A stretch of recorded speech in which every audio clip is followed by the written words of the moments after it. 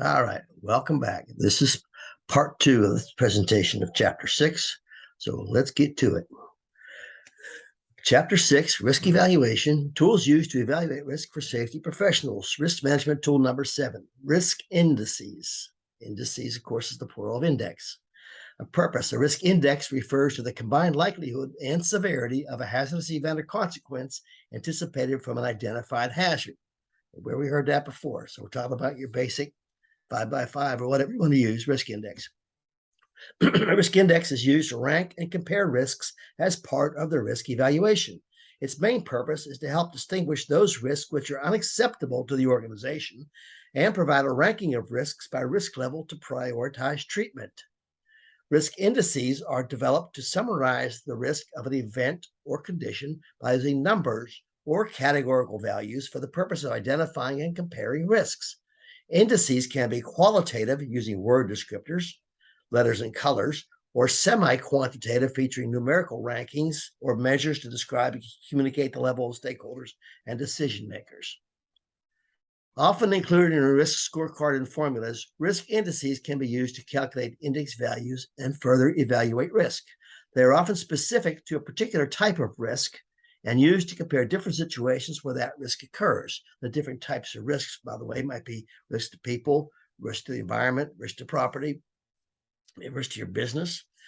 So while numbers are used, this is simply to allow for manipulation. In cases where the underlying model or system is not well known or not able to be represented, it is usually better to use a more overtly qualitative approach, which does not apply a level of accuracy which is impossible using ordinal scales.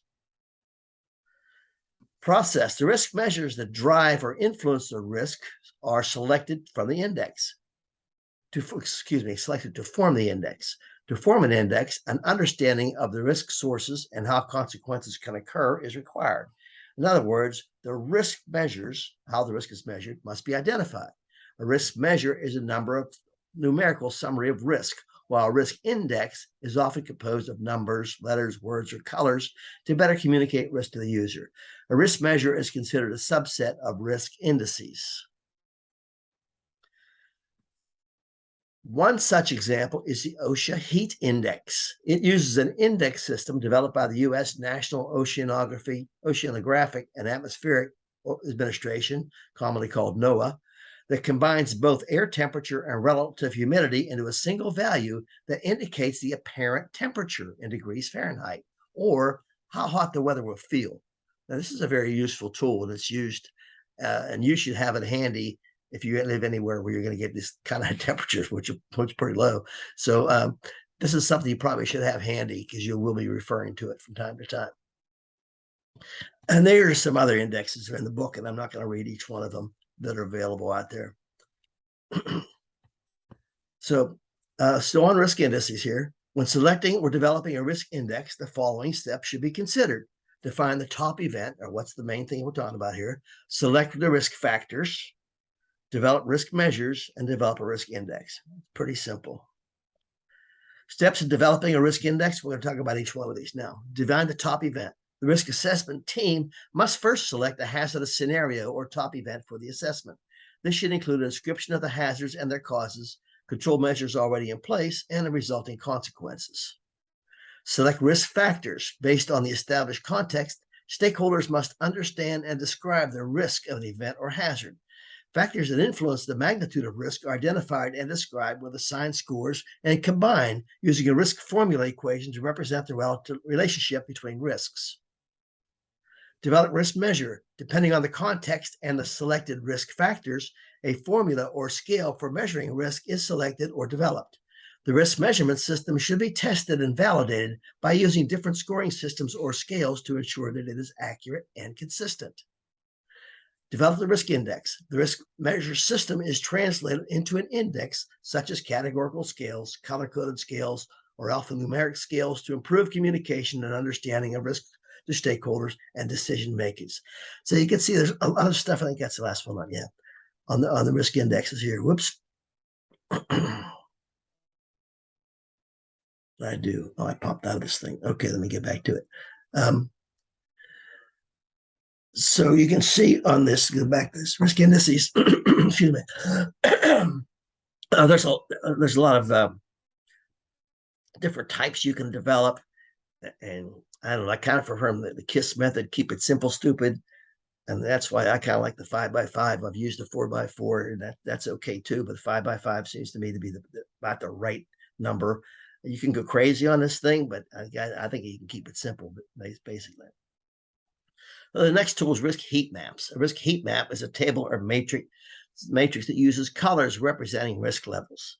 Its primary purpose is to visually communicate risk rankings to decision makers and their evaluation and treatment of risk.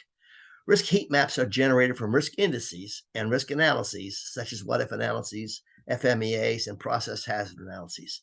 They are used by decision makers and stakeholders in the evaluation, prioritization, and treatment of risks. Individual risks are plotted on the heat map grid according to the colors corresponding to the level of the risk.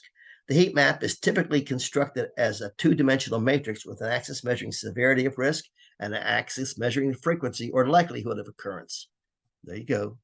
Again, all right. You got the severity and likelihood. Now they're going to sometimes, like I said, these people like to throw in different names for the same thing: frequency, probability, likelihood, all the same thing. Usually probability is defined more like a numeral, like numbers, but anyhow, that within this particular on risk indices, frequency, probability, or likelihood are the same thing. They're just people trying to use different numbers to confuse you. The number of levels for each axis can range from a simple 2x2 or 3x3 model to a more granular model. The established risk criteria and risk level definitions developed by the organization are used to characterize the heat map risk levels. Process. The risk scores produced from the risk analysis tool, such as the risk ID presented in figure 612, next slide, are plotted on the risk heat map, and then a slide after next for visual comparison. So here's some of the things they come up with: the likelihoods and severities for these three hazards. And I'm not going to go into the detail of it. You can see it here. And they're going to pop them onto this risk heat map. Heat map seems to work pretty good for that NOAA heat, which was really the heat index. But for everything else, it's just basically not much different from a risk index. I don't know why we just, but it doesn't give you numbers like a risk index does, where you can prioritize them, but it kind of gives you the heat. But I can see where it could be a little bit confusing too. I personally don't care for it too much, but it's one of the things that's out there. ALARP. ALARP is the concept of achieving a risk level as low as reasonably practicable. It is defined by ANSI Z590.3 as that level of risk which can be further lowered only by an increase in resource expenditure that is disproportionate in relation to the resulting decrease in risk. The concept of ALARP was originally developed in the United Kingdom's Health and Safety at Work 1974 Act and further developed by the UK Health and Safety Executive.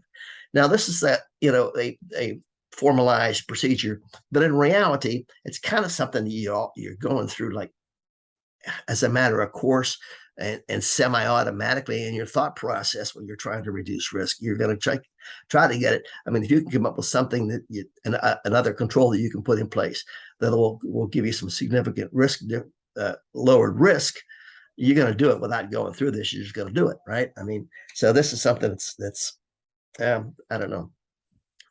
It's the concept of as low as reasonably practicable is always there in other forms. In other words, you could say, well, we could do this, but it's going to cost $10 million. Well, obviously, you're probably not going to do that. So there you go. I mean, it's the same concept. But the ALARP model illustrated in figure 6.2, next slide, is used to classify risks as belonging to specific categories ranging from 4 unacceptable risks where further risk assessment and risk reduction are required before operations can continue. ALARP risk, which is given highest priority for risk reduction. ALARP risk, which further risk reduction is taken at appropriate time, and very low risk is broadly acceptable and risk reduction discretionary. But again, you can see these 4 aren't significantly different from your basic regular risk matrix, which whether you use 5, 4, 3, 2, 1, or 25 down to the 5. And this is the kind of unacceptable risk that the 4 categories are using. And unacceptable risk, immediate action required, operation not permissible, except in rare and extraordinary circumstances. And I guarantee you that if the risk is high in an operation, that it's going to shut down the facility or shut down production significantly. Those are going to be considered extraordinary circumstances, and you're going to have to do something about it. But and so in the real world.